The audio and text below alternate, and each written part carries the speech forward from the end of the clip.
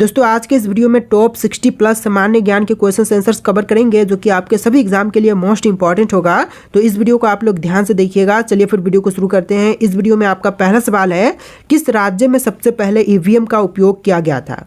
देखिए EVM machine जो कि चुनाव के लिए की जाती है, चुनाव निर्वाचन क्षेत्र में, तो इसका उपयोग सबसे पहले हुआ था गोवा में। ऑप्शन नंबर सी बिल्कुल सही जवाब कीजिएगा, गोवा में। देखिए आपका अगला सवाल है, भारत की पहली महिला प्रधानमंत्री कौन थी। सोनिया गांधी, सरोजनी नायडू, इंदिरा गांधी या फिर मेधा पाटेकर। तो जो पहली महिला प्रधानमंत्री बनी थी इनमें से जाएंगी Indira Gandhi. Option number C बिल्कुल सही जवाब कीजिएगा, इंदिरा गांधी। देखिए आपका अगला सवाल है, नीति आयोग की स्थापना किस वर्ष में की गई थी। तो नीति आयोग की स्थापना जो है यह हुआ था 2015 में। ऑप्शन नंबर सी बिल्कुल सही जवाब कीजिएगा, 2015 में। चलिए क्वेश्चन नंबर 4 है, राष्ट्रीय मानव अधिकार आयोग का अध्यक्ष कौन होता है। तो राष्ट्रीय मानव अधिकार आयोग के अध्यक्ष जो है इनमें से होते हैं ऑप्शन नंबर डी, सेवानिवृत्त मुख्य न्यायाधीश। ऑप्शन नंबर डी आपका बिल्कुल सही जवाब हो जाएगा। देखिए क्वेश्चन नंबर 5 है, भारत की पहली महिला लोकसभा अध्यक्ष कौन थी। तो पहली महिला लोकसभा अध्यक्ष की बात करें तो इनमें से हो जाएंगी option number B, Meera Kumar, जो कि पहली लोकसभा अध्यक्ष थी। ऑप्शन बी बिल्कुल सही जवाब है। देखिए अगला सवाल, केदारनाथ मंदिर किस राज्य में स्थित है। हिमाचल प्रदेश, उत्तराखंड, जम्मू कश्मीर या फिर सिक्किम में। तो केदारनाथ मंदिर की बात करें तो इनमें से हो जाएगा उत्तराखंड में। ऑप्शन नंबर बी बिल्कुल सही जवाब कीजिएगा, उत्तराखंड राज्य में स्थित है केदारनाथ मंदिर। देखिए आपका अगला सवाल, बाल अधिकार संरक्षण आयोग किस मंत्रालय के अधीन कार्य करता है।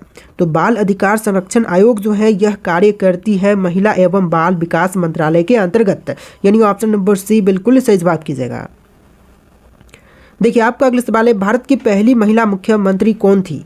जो पहली महिला मुख्यमंत्री बनी थी इनमें से हो जाएंगी option number A, Sucheta Kripalani. Option A बिल्कुल सही जवाब कीजिएगा, सुचेता कृपलानी जो कि पहली महिला मुख्यमंत्री बनी थी। देखिए आपका अगला सवाल, किस योजना के अंतर्गत गरीबी रेखा से नीचे जीवन यापन करने वालों को सस्ता राशन मिलता है। तो इनमें से ऑप्शन नंबर बी बिल्कुल सही जवाब कीजिएगा, पीडीएस योजना के अंतर्गत जो है गरीबी रेखा वाले लोगों को सस्ता राशन मिलता है। देखिए आपका अगला सवाल है, संविधान की 8वीं अनुसूची में वर्तमान में कुल कितनी भाषाएं शामिल हैं। तो 8वीं अनुसूची में शामिल भाषाओं की संख्या वर्तमान समय में जो है टोटल हो जाएगा 22। ऑप्शन नंबर सी बिल्कुल सही जवाब कीजिएगा, 22 भाषाएं शामिल है। देखिए आपका अगला सवाल है, किस देश की प्रेरणा से भारत में योजना आयोग की स्थापना की गई थी। देखिए योजना आयोग की स्थापना जो है यह सोवियत संघ के प्रेरणा से किया गया था, यानी कि वर्तमान समय के रूस से। ऑप्शन नंबर सी बिल्कुल सही जवाब कीजिएगा। देखिए अगला सवाल, विश्व पर्यावरण दिवस हर साल किस तारीख को मनाया जाता है। तो विश्व पर्यावरण दिवस जो है हर साल 5 जून के दिन मनाई जाती है। ऑप्शन नंबर बी बिल्कुल सही जवाब हो जाएगा, 5 जून के दिन। देखिए क्वेश्चन नंबर 12 है, भारत के किस राज्य को पूर्व का स्कॉटलैंड कहते हैं। तो पूर्व का स्कॉटलैंड जो है इनमें से कहते हैं मेघालय राज्य को, यानी ऑप्शन नंबर सी बिल्कुल सही जवाब है, मेघालय राज्य को पूर्व का स्कॉटलैंड कहते हैं। देखिए क्वेश्चन नंबर 13 है, किस वायसराय के काल में भारतीय राष्ट्रीय कांग्रेस की स्थापना हुई थी। तो भारतीय राष्ट्रीय कांग्रेस की स्थापना जो है इनमें से हुआ था लॉर्ड डफरिन के समय में। ऑप्शन नंबर ए बिल्कुल सही जवाब कीजिएगा, लॉर्ड डफरिन के शासनकाल के समय में। देखिए अगला सवाल, भारत में कुल कितने उच्च न्यायालय यानी कि हाई कोर्ट्स हैं। तो उच्च न्यायालयों की संख्या जो है टोटल हो जाएगा इनमें से 25। ऑप्शन सी बिल्कुल सही जवाब कीजिएगा, 25 उच्च न्यायालय वर्तमान समय में है। देखिए आपका अगला सवाल है, गुरुत्वाकर्षण बल की खोज किसने की थी। दोस्तों गुरुत्वाकर्षण शक्ति की खोज करने वाले इनमें से हो जाएंगे न्यूटन। ऑप्शन नंबर सी बिल्कुल सही जवाब कीजिएगा, गुरुत्वाकर्षण बल की खोज न्यूटन ने किए थे।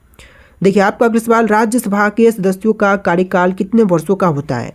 4 वर्ष, 5 वर्ष, 6 वर्ष या फिर 7 वर्ष का। तो इनमें से ऑप्शन नंबर सी बिल्कुल सही जवाब रहेगा, 6 वर्ष का कार्यकाल होता है राज्यसभा के सदस्यों का। देखिए आपका अगला सवाल, भारत का पहला आईआईटी कहाँ पर स्थापित हुआ था।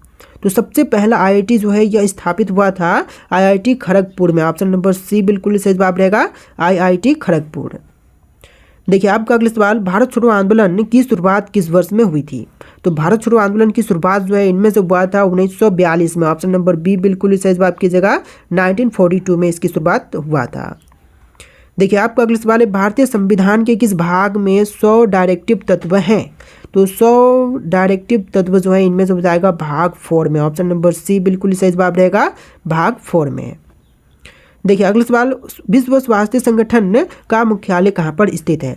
तो विश्व स्वास्थ्य संगठन का मुख्यालय इनमें से हो जाएगा जेनेवा में। ऑप्शन नंबर बी बिल्कुल सही जवाब कीजिएगा, जेनेवा में स्थित है विश्व स्वास्थ्य संगठन का मुख्यालय। देखिए क्वेश्चन नंबर 21 है, भारतीय संविधान में नागरिकों के मौलिक अधिकार कितने प्रकार के हैं?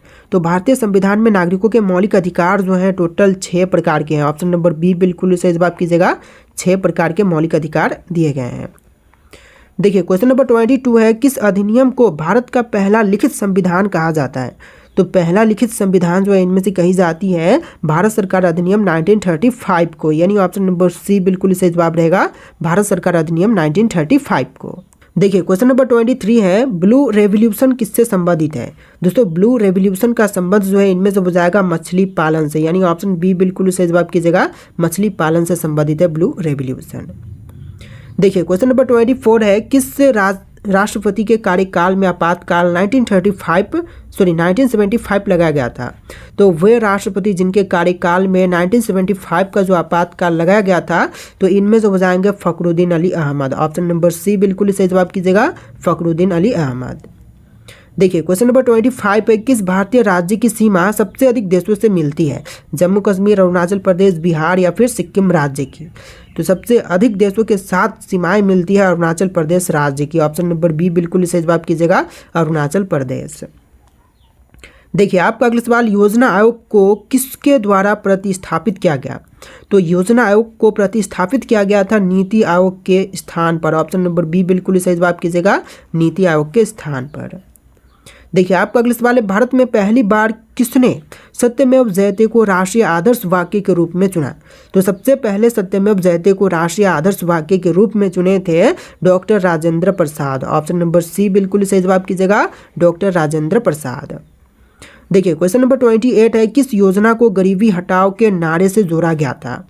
तो देखिए गरीबी हटाओ के नारे से जोड़ी गई योजना जो है इनमें से हो जाएगा 20 सूत्रीय कार्यक्रम को, यानी कि ऑप्शन नंबर डी बिल्कुल सही जवाब रहेगा, 20 सूत्रीय कार्यक्रम को जोड़ा गया था। देखिए क्वेश्चन नंबर 29 है, भारत की पहली महिला राष्ट्रपति कौन थी? तो पहली महिला राष्ट्रपति इनमें से हो जाएंगी Pratibha Patil. Option number C बिल्कुल सही जवाब है, प्रतिभा पाटिल। देखिए क्वेश्चन नंबर 30 है, किस भारतीय राज्य को भारत का मसालों का बाग कहा जाता है? देखिए भारत का मसालों का बाग जो है इनमें से कहते हैं केरल राज्य को, यानी ऑप्शन नंबर बी बिल्कुल सही जवाब हो जाएगा, भारत का मसालों का बाग जो है इनमें से कहते हैं केरल राज्य को। देखिए क्वेश्चन नंबर 31 है, भारतीय नौसेना दिवस किस तिथि को मनाई जाती है? तो भारतीय नौसेना दिवस जो है इनमें से मनाते हैं 4 दिसंबर के दिन। ऑप्शन नंबर सी बिल्कुल सही जवाब है, 4 दिसंबर के दिन। चलिए अगला सवाल क्वेश्चन नंबर 32, किस अनुच्छेद के तहत सांप्रदायिकता को प्रतिबंधित किया गया है? तो सांप्रदायिकता को प्रतिबंधित जो है इनमें से किया गया है, संविधान में स्पष्ट रूप से नहीं दिया गया, कोई भी अनुच्छेद में इसका स्पष्ट रूप से वर्णन नहीं हुआ है, तो ऑप्शन नंबर डी आपका बिल्कुल सही जवाब रहेगा। देखिए क्वेश्चन नंबर 33 है, दूसरी हरित क्रांति का उद्देश्य क्या है? तो दूसरी हरित क्रांति का मुख्य उद्देश्य था कृषि में जैविक खेती को बढ़ावा देना। ऑप्शन नंबर ए बिल्कुल सही जवाब कीजिएगा, कृषि में जैविक खेती को बढ़ावा देना। देखिए क्वेश्चन नंबर 34 है, किस भारतीय राज्य में सबसे अधिक वन क्षेत्र है? उत्तराखंड, अरुणाचल प्रदेश, मध्य प्रदेश या फिर छत्तीसगढ़? सबसे ज्यादा वनों वाला जो राज्य है इनमें से हो जाएगा मध्य प्रदेश राज्य। ऑप्शन नंबर सी बिल्कुल सही जवाब कीजिएगा, मध्य प्रदेश। देखिए क्वेश्चन नंबर 35 है, सेकुलर शब्द भारतीय संविधान में कब जोड़ा गया? तो सेकुलर शब्द जो है यह जोड़ा गया था 1976 में। ऑप्शन नंबर बी बिल्कुल सही जवाब कीजिएगा, 1976 में। देखिए क्वेश्चन नंबर 36 है, किस भारतीय को भारत के रॉकेट मैन के नाम से जाना जाता है? तो रॉकेट मैन के नाम से जानते हैं एपीजे अब्दुल कलाम को, यानी ऑप्शन नंबर बी बिल्कुल सही जवाब कीजिएगा, डॉक्टर एपीजे अब्दुल कलाम को। देखिए क्वेश्चन नंबर 37 है, भारतीय संसद का स्थायी सदन कौन सा है? तो भारतीय संसद का स्थायी सदन में से हो जाएगा राज्यसभा। ऑप्शन नंबर बी बिल्कुल सही जवाब कीजिएगा, राज्यसभा जो कि भारतीय संसद का स्थायी सदन है। देखिए क्वेश्चन नंबर 38 है, किस योजना के अंतर्गत ग्रामीण क्षेत्रों में 100 दिन का रोजगार गारंटी दिया जाता है? देखिए 100 दिन का रोजगार गारंटी जो है इनमें से दी जाती है ऑप्शन नंबर बी मनरेगा के अंतर्गत, यानी आपका आंसर क्या होगा? ऑप्शन नंबर बी मनरेगा योजना के अंतर्गत। देखिए क्वेश्चन नंबर 39 है, भारत के संविधान में गणराज्य शब्द का क्या अर्थ है? तो भारतीय संविधान में गणराज्य शब्द का अर्थ हो जाएगा इनमें से निर्वाचित प्रमुख। ऑप्शन नंबर डी बिल्कुल सही जवाब कीजिएगा, निर्वाचित प्रमुख। देखिए अगला सवाल, तीन भाषा फॉर्मूला पहली बार कब प्रस्तावित हुआ था? तो तीन भाषा फॉर्मूला जो है सबसे पहली बार प्रस्तावित हुआ था 1968 में। ऑप्शन नंबर बी बिल्कुल सही जवाब कीजिएगा, 1968 में।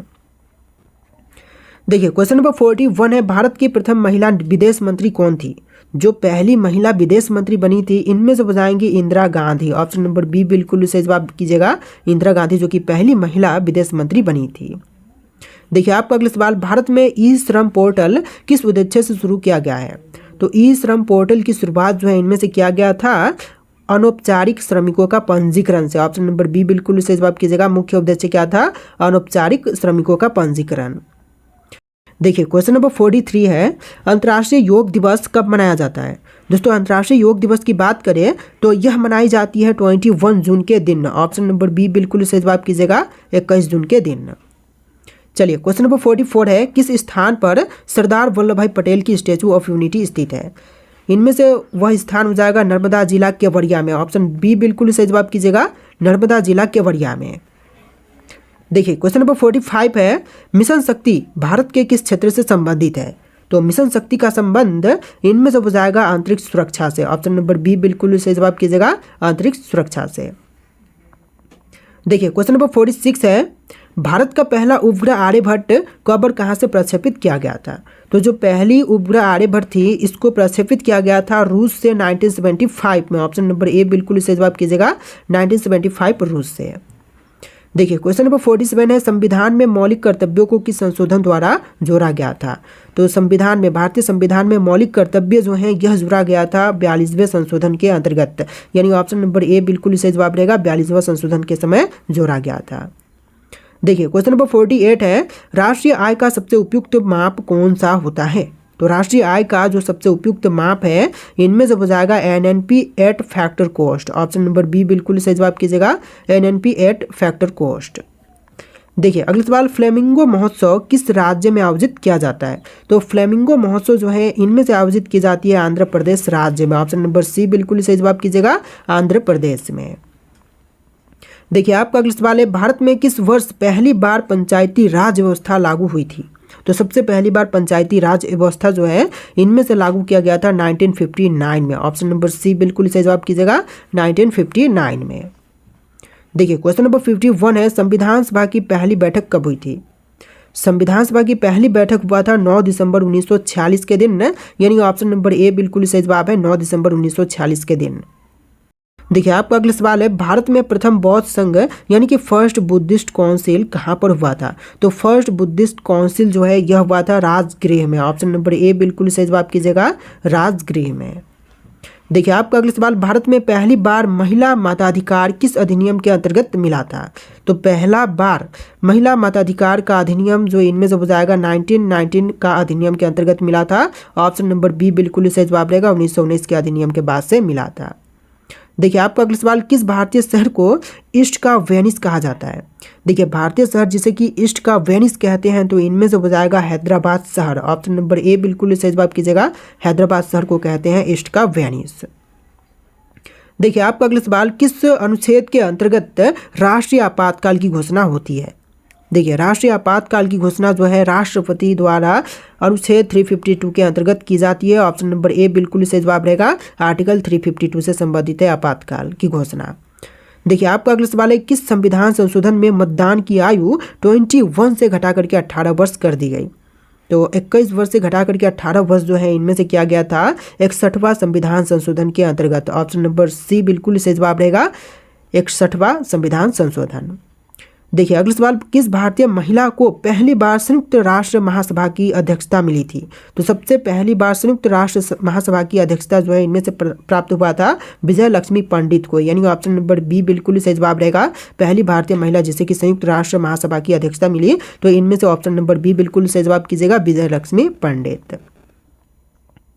देखिए आपका अगला सवाल, किस गवर्नर जनरल के काल में अंग्रेजों ने पहली बार रेलवे की शुरुआत की थी? तो सबसे पहली बार रेलवे की शुरुआत जो है लॉर्ड डलहौजी के शासनकाल के समय हुआ था, यानी कि 1853 में लॉर्ड डलहौजी के समय में रेलवे की शुरुआत हुआ था।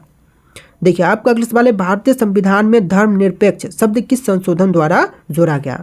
तो धर्मनिरपेक्ष शब्द जो है इनमें से जोड़ा गया था 42वां संशोधन के अंतर्गत, यानी ऑप्शन नंबर बी बिल्कुल सही जवाब कीजिएगा। 42वां संविधान संशोधन के अंतर्गत जो है धर्मनिरपेक्ष शब्द जोड़े गए थे। देखिए आपका अगला सवाल, one nation one ration card योजना किस उद्देश्य से शुरू की गई थी? तो one nation one ration card योजना को शुरू करने का मुख्य उद्देश्य इनमें से हो जाएगा अनाज की सार्वभौमिक उपलब्धता, यानी ऑप्शन नंबर सी बिल्कुल सही जवाब कीजिएगा, अनाज की सार्वभौमिक उपलब्धता। देखिए आपका अगला सवाल, संविधान का अनुच्छेद 370 किस राज्य से संबंधित है? तो आर्टिकल 370 जो है इनमें से कौन से राज्य से संबंधित है? मणिपुर, जम्मू कश्मीर, लद्दाख या फिर असम से? तो इसका बिल्कुल सही जवाब आपको कमेंट करना है। ऑप्शंस यहाँ पर दिए गए, इनमें से कोई एक राइट आंसर है जो कि आप लोग राइट आंसर कमेंट कीजिएगा। और इस वीडियो में टोटल 60+ सामान्य ज्ञान के क्वेश्चन थे जो कि आपके एग्जाम के लिए वेरी वेरी इंपॉर्टेंट है। वीडियो को ध्यान से देख के वीडियो को लाइक कीजिएगा, चैनल को सब्सक्राइब कीजिएगा। चलिए फिर मिलते हैं नए वीडियो में।